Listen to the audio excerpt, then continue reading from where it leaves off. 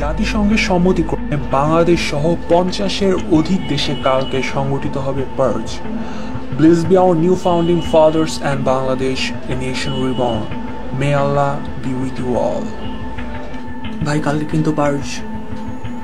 হ্যাঁ সেটাই তো চিন্তা করতেছি। ভাই আমরা ব্লগে যেই লেখালেখি করছি কালকে তো টার্গেট আমরাই থাকবো। পুরাই ডুই ওর ডাই অবস্থা রে। ভাই we have to think fast. This is not a test. This is your emergency broadcast system announcing the commencement of the annual purge.